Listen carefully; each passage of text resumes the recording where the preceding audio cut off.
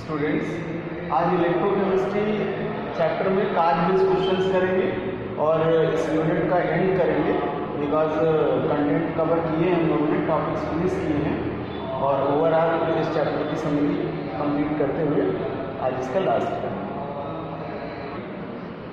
Now start करते हैं question से। और यहाँ इनॉट पोटेंशियल्स दे रखे हैं, स्टैंडर्ड इलेक्ट्रोड पोटेंशियल्स गिवन है और इनमें से स्ट्रॉन्गेस्ट ऑक्सीडाइजर फाइंड आउट करना है। सो निम्नलिखित में कौन सबसे प्रबल ऑक्सीकारक होगा? Who is the strong oxidant in given? E naught potential for Mn के लिए है plus 1.52 volt, for Fe E naught potential is plus 0.76 volt and for bromine E naught potential is plus 1.50 volt and for chromium E naught potential is 1.33 volt. बच्चों, ऐसे questions में given potential से ECS generate कर लेते हैं। अगर इन पोटेंशियल्स के आधार पर ECS बनाए तो हम देख पाते हैं कि यहाँ सभी जो गिवन पोटेंशियल्स हैं वो पॉजिटिव हैं। तो ECS में पॉजिटिव इनॉट पोटेंशियल हाइड्रोजन से डाउनवर्ड होते हैं, यानी हाइड्रोजन से नीचे प्लेस रखते हैं because E naught potential of hydrogen is 0। तो अगर यहाँ पुटअप करेंगे ये पोटेंशियल्स तो इनको हम इंक्रीजिंग ऑर्डर में दिखाएंगे। इसलिए सबसे पहला सीक्वेंस स्टार्ट करेंगे इनॉट पोटेंशियल इनॉट इक्वल्स टू प्लस का 0.76 वोल्ट और ये होगा Fe3/Fe2 या सिंपली हम Fe मेटल के लिए लिख सकते हैं। सो Fe के लिए डिनोट करते हैं पोटेंशियल, सेल पोटेंशियल कुछ इस तरह से Fe3 प्लस Fe2 प्लस। जैसे पोटेंशियल्स गिवन है उसी आधार पर हम इनको अरेंज कर लेते हैं और इंक्रीजिंग ऑर्डर में इनको डिनोट कर लेते हैं। देन सेकेंड पोटेंशियल होगा 1.33 वोल्ट्स। तो E not equals two plus 1.33 volt for Cr2O7 2 minus Cr3 and third order होगा E not potential plus 1.50 volt for BrO3 minus and Br। और लास्ट करेंगे E not potential of plus 1.52 volt और ये होगा MnO4 minus से Mn2। ये potential cell potential generate होंगे ECS में।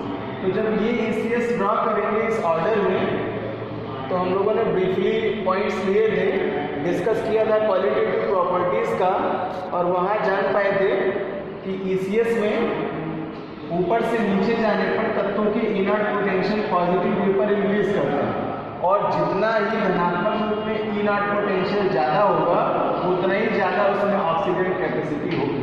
और यही क्वेश्चन पूछ रहा था कि सबसे ज़्यादा प्रबल ऑक्सीकारक कौन होगा। तो हम देख लेते हैं कि इस सेल में जो पोटेंशियल जनरेट हो रहा है वो सबसे ज़्यादा होगा प्लस वैल्यू। तो इसलिए यहाँ से आंसर मिलेगा आपको MnO4 माइनस 2 Mn और इसका जो पोटेंशियल है E नॉट पोटेंशियल है वो है प्लस का 1.52 वोल्ट। ये सबसे ज़्यादा ऑक्सीडाइजर होगा, मीन्स स्ट्रॉन्गेस्ट ऑक्सीडेंट होगा। Now next question NCERT based question है ये और क्वेश्चन कह रहा है कि कुछ मेटल्स का ECS अरेंज किया गया है। इन सब मेटल ECS इज गिवन है और ECS का ऑर्डर है potassium, calcium, sodium, magnesium, aluminium, zinc, iron, tin, lead, hydrogen, copper, mercury and silver. So in which reaction metals is subtracted? निम्न में से कौन सी अभिक्रिया ऐसी है जिसमें धातु का विस्थापन हो। और ये 4 रिएक्शंस आपको गिवन है, इनके अकॉर्डिंग हमें फाइंड आउट करना है कि कौन सी रिएक्शंस है जो मेटल को सबस्ट्रैक्ट करेगी। चलिए, अच्छा क्वेश्चन है ये, और अरेंज करते हैं यहाँ पर ECS इन गिवन मेटल्स के आधार पर। बिकॉज अगर ECS के जो एलिमेंट्स दिए हैं इनको ऑर्डराइज करें तो ECS का कुछ ऑर्डर इस तरह से प्राप्त होगा। ECS of given metal is as it is: potassium, calcium, sodium, magnesium, aluminium, Zn zinc, Fe iron, Sn tin, Pb lead, hydrogen, copper, mercury और सिल्वर। कुछ इस तरह से ऑर्डराइज होंगे ये एलिमेंट्स जैसे आपको क्वेश्चन में गिवन। अब एक ब्रीफ पॉइंट्स था कि वे मेटल्स जो ECS में अपवर्ड हैं वे अपने से लोवेस्ट मेटल के साल्ट सॉल्यूशन से मेटल का सबस्ट्रक्शन नहीं करते। तो अगर सेल एग्जांपल लें तो इससे हम इजीली समझ पाएंगे कि सेल क्या रिएक्शंस लेंगे और कैसे ये रिएक्शंस पॉसिबल हैं या नहीं।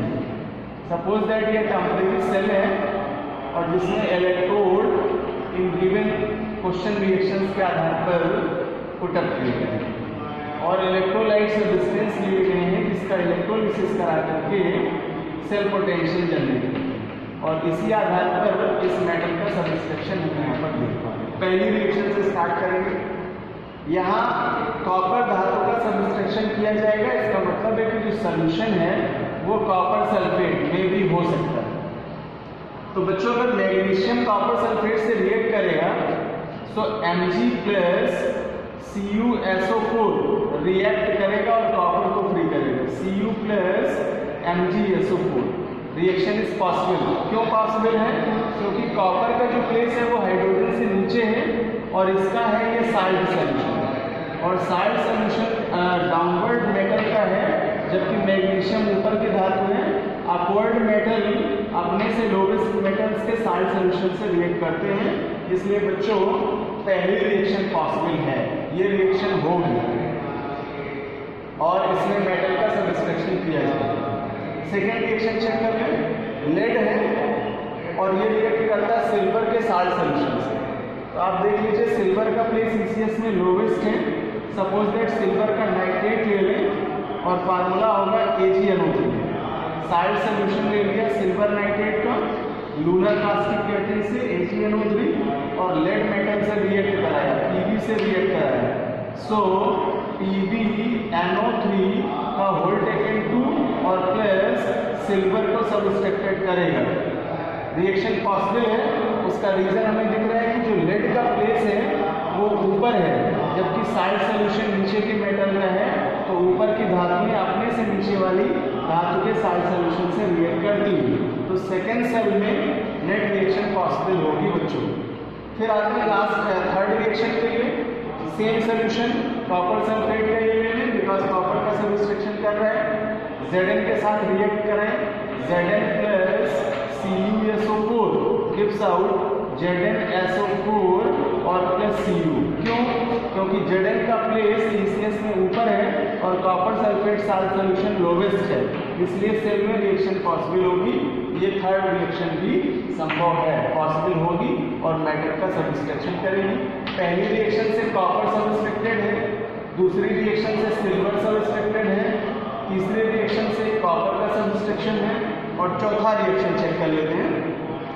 यहाँ कॉपर का इलेक्ट्रोड है, कॉपर मेटल नीचे है और मैग्नीशियम का साल्ट सॉल्यूशन है। अब बच्चों, ये केस अपोजिट हो गया।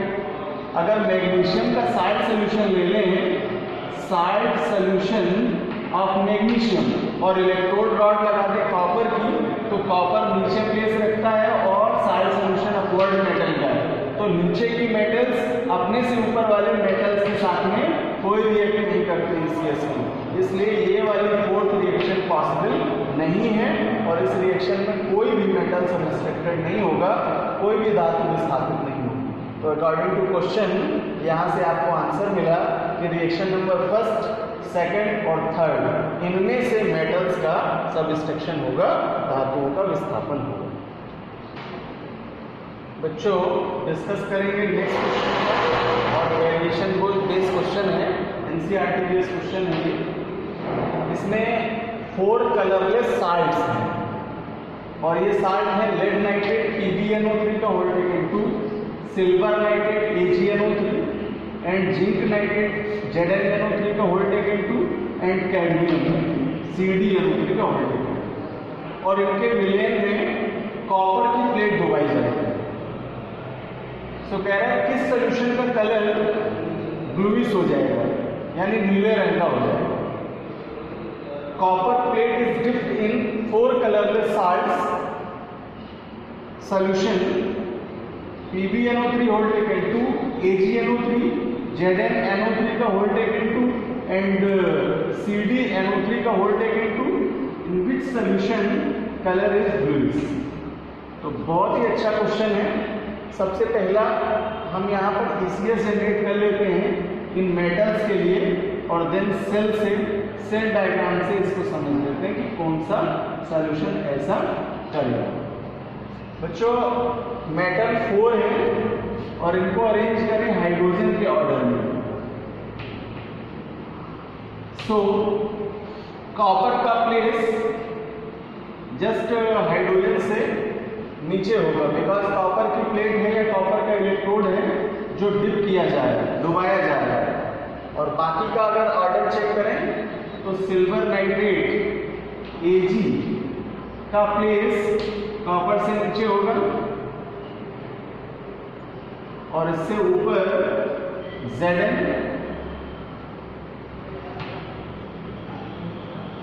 लेड और कैडमियम के प्लेस होगा और कैडमियम का प्लेस जिंक से नीचे होगा। तो बच्चों इन मेटल्स की ECS कुछ इस तरह से जनरेट होगी। अब डिस्कस कर लेते हैं कि क्या रिएक्शन जाएगा ये सेलों में।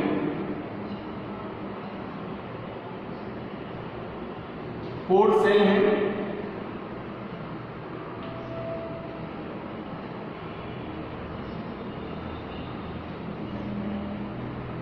और इन 4 सेल में कॉपर का ही इलेक्ट्रोड यूज किया गया।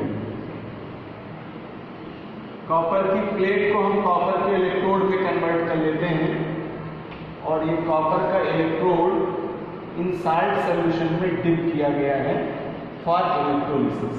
यानी इलेक्ट्रोलिसिस कराने के लिए इन इलेक्ट्रोड्स को या कॉपर मेटल की प्लेट को इन साल्ट सॉल्यूशन में डिप करें। अब डिप करते हैं तो इसका देख पाते हैं कि रिएक्शन का ऑर्डर क्या होगा और किस आधार पर ये अभिक्रिया देंगे इन सेलों में या इन साल्ट सॉल्यूशंस में।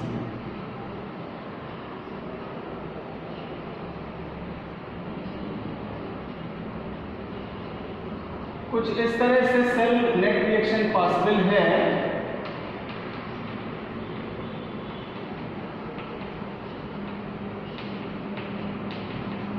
फर्स्ट सेल में लेड नाइट्रेट का सॉल्यूशन लेते हैं। बच्चों लेड नाइट्रेट का सॉल्यूशन लेते हैं और लेड नाइट्रेट के लिए फार्मूला यूज करेंगे PbNO3 का होल टेकन 2। जबकि सेकेंड सेल में साल्ट सॉल्यूशन सिल्वर नाइट्रेट का है AgNO3 और अगले सेल में थर्ड सेल में साल्ट सॉल्यूशन है ZnNO3 का होल टेकन 2। ZnNO3 का होल टेकन 2। जबकि लास्ट सेल बच्चों लास्ट सेल में जो सॉल्यूशन यूज किया गया है वो है CdNO3 का होल टेकन 2 कैडमियम में। ये 4 सेल हैं और इस तरह से ये स्थापित करते हैं और सभी सेलों में जो प्लेट है यानी जो इलेक्ट्रोड है वो कॉपर का शिफ्ट किया गया। अब क्वेश्चन कह रहा है किस विलेन का रंग ब्लूइश हो जाएगा। तो चलते हैं ECS में। पहले सेल के लिए क्वेश्चन का आंसर सॉल्व करते हैं। लेड का प्लेस अपवर्ड है और अगर अपवर्ड मेटल का साल्ट सोल्यूशन है और लोवेस्ट मेटल का इलेक्ट्रोड है तो सेल रिएक्शन पॉसिबल नहीं है। बच्चों पहले सेल में Cu प्लस PbNO3 का whole taken 2 and no reaction, कोई भी अभिक्रिया पॉसिबल नहीं होगी क्योंकि जो प्लेस है कॉपर का वो ECS में लोवेस्ट है। No reaction in cell. तो पहले सेल में तो कोई भी अभिक्रिया नहीं होगी। फिर सेकेंड सेल का एग्जांपल ले लें। कॉपर का इलेक्ट्रोड है या प्लेट है और सिल्वर नाइट्रेट का साल्ट सोल्यूशन है। तो बच्चों सिल्वर का जब सोल्यूशन साल्ट फॉर्म में प्रेजेंस करता है तो कॉपर का प्लेस ऊपर है, ये अपने से लोवेस्ट मेटल के साल्ट सोल्यूशन से रिएक्ट करेगी। इसका मतलब है कि जो सेकेंड सेल है वो रिएक्शन देगा। और सेकेंड सेल का रिएक्शन कुछ इस तरह से लिख लेते हैं, Cu plus AgNO3 gives out CuNO3 का होल टेकन 2 और प्लस ट्वाइस Ag और यहाँ ट्वाइस करते हैं बिकॉज ये रिएक्शन पॉसिबल है। तो जब ये रिएक्शन पॉसिबल है तो निश्चित तौर पर इस वाले सॉल्यूशन का जो कलर है वो ये रिएक्शन चेंज करेगी और चेंज करेगी तो इस सेल का जो सॉल्यूशन का जो कलर है वो पूरी तरह से ब्लूइश कन्वर्ट हो जाएगा, नीले रंग का सॉल्यूशन कन्वर्ट हो जाएगा। मीन्स ये चेंज करेगा अपना कलर और ये ब्लूइश हो जाएगा। क्या और भी सेल ऐसा करेंगे? चेक करते हैं जरा। अगला है थर्ड सेल, ZnNO3 का होल टेकन 2 मीन्स Zn का साल्ट सोल्यूशन है और जब Zn का साल्ट सोल्यूशन है और कॉपर इलेक्ट्रोड है तो कॉपर का इलेक्ट्रोड क्या यहाँ रिएक्शन देगा? इस सेल में नो रिएक्शन बिकॉज प्लेस जो है Zn का वो अपवर्ड है। सो Cu प्लस ZnNO3 का होल टेकन 2 और सेल नो रिएक्शन करेगा, कोई भी अभिक्रिया पॉसिबल नहीं है। चलते हैं लास्ट फोर्थ सेल में और जरा फोर्थ सेल का मैकेनिज्म समझ लें कि फोर्थ सेल क्या अभिक्रिया करेगा या नहीं करेगा। तो हम देख रहे हैं यहाँ कि जो मेटल सोल्यूशन है वो कैडमियम का है, मीन्स कैडमियम का प्लेस Zn से नीचे है, बट अगर इलेक्ट्रोड चेक करें कॉपर से तो कॉपर से ऊपर है और जब लोवेस्ट मेटल अपने से ऊपर के साल्ट सोल्यूशन से रिएक्ट करता है तो सेल में कोई भी रिएक्शन नहीं देता है। तो इसलिए सेल में कोई भी अभिक्रिया संभव नहीं होगी। रिएक्शन करें तो Cu प्लस CdNO3 का होल टेकन 2 और इसके बाद नेट रिएक्शन 0 मिलेगी। So no reaction, no any reaction is possible, यानी सेल में कोई भी अभिक्रिया यहाँ संभव नहीं होगी।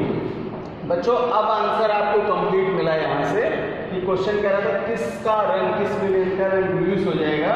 तो केवल नंबर 2 सेल में हम लोगों ने देखा कि रिएक्शन पॉसिबल है, इसलिए नंबर 2 सेल का जो कलर है वो ब्लूइश हो जाएगा, जबकि first cell no reaction, third cell no reaction और फोर्थ सेल नो रिएक्शन, इनमें कोई भी अभिक्रिया संभव नहीं।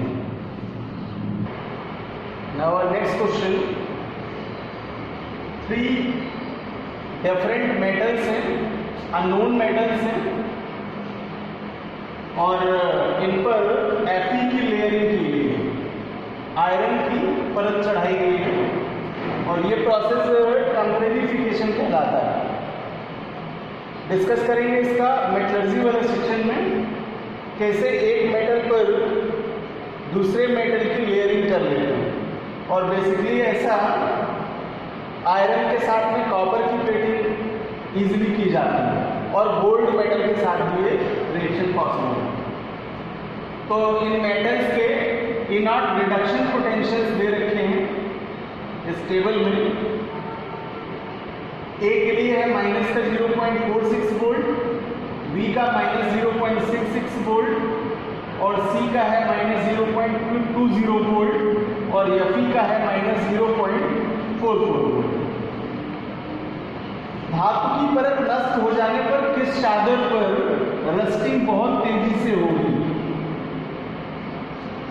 तो एक तरह से रिएक्शन बेस्ड क्वेश्चन है और इसके लिए हम लोग ECS ड्रा करके देख लें कि किस तरह से इनके इनर्ट पोटेंशियल्स के आधार पर ECS डेवलप की जा सकती है।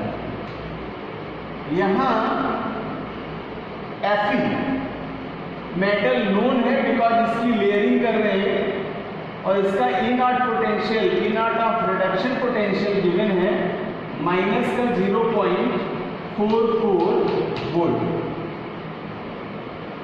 अब बच्चों इससे अपवर्ड चलेंगे तो अगला जो मेटल है उसके लिए ए के लिए इनर्ट ऑफ रेड का वैल्यू है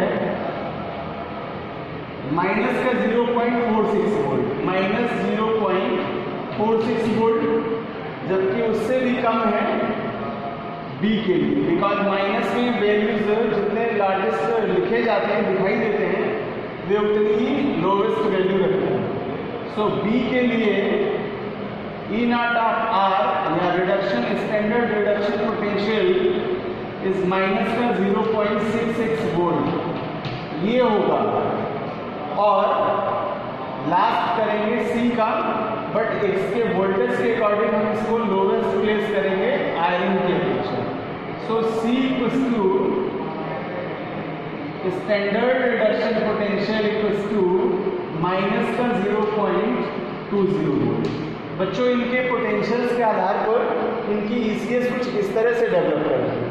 अब क्वेश्चन कह रहा था कि धातु की परत अगर नष्ट हो जाए तो किस चादर पर जंग जल्दी से लगेगी, तो जो लेयर है वो Fe की है।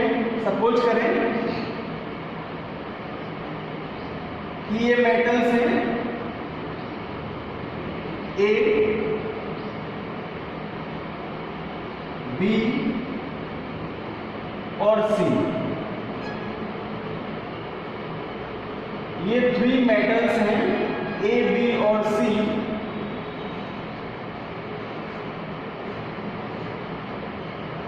जिन पर Fe की लेयरिंग की गई है।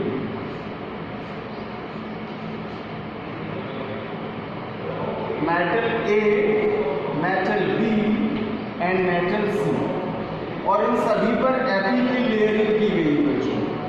आयरन की परत चढ़ाई गई है, लोहे की परत चढ़ाई गई है, इसी तरह B पर भी और इसी तरह C पर भी।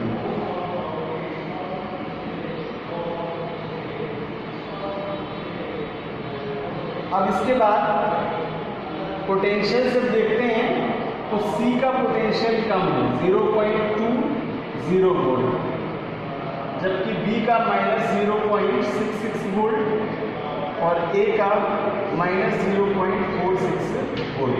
और Fe का हम लोगों ने चेक किया है पोटेंशियल माइनस का 0.44 वोल्ट।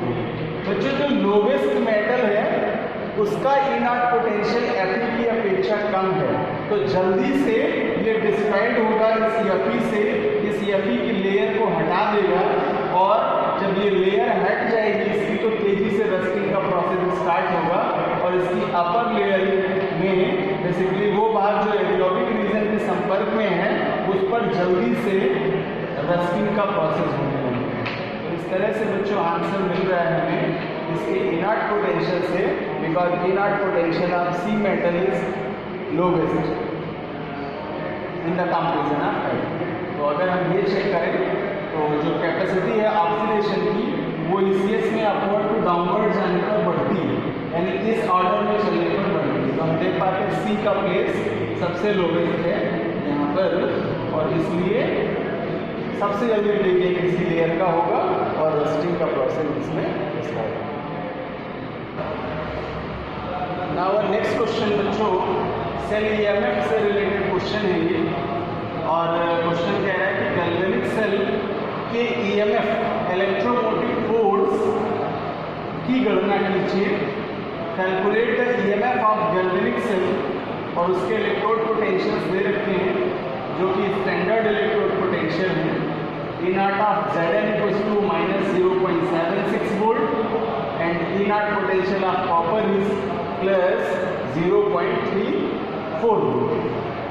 बच्चों EMF कैलकुलेट करने के लिए जनरल फार्मूला यूज करेंगे. EMF equals to how much. So EMF of cell equals to E naught of cathode minus E naught of anode. ये फार्मूला हम लोगों ने पढ़ा है प्रीवियस क्लासेस में.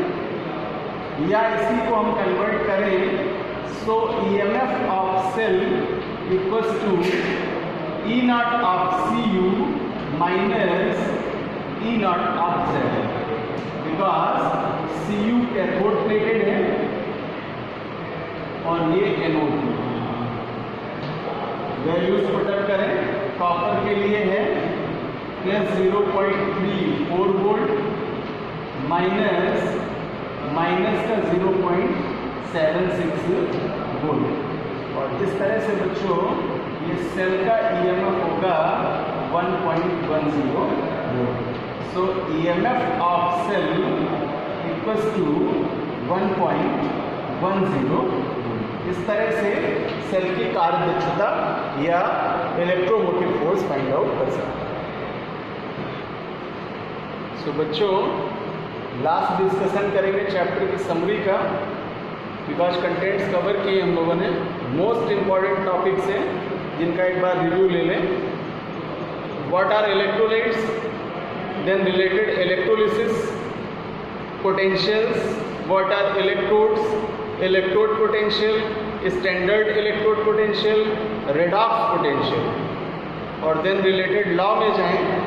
सो कंडक्टिविटी है पहले, चालकता क्या होती है, मोलर कंडक्टिविटी क्या है जिसे मोलर चालकता कहते हैं, फैराडेज लॉ है, ओम्स लॉ है, और conductivity based Kohlrausch law is the most important law of this unit electrochemistry.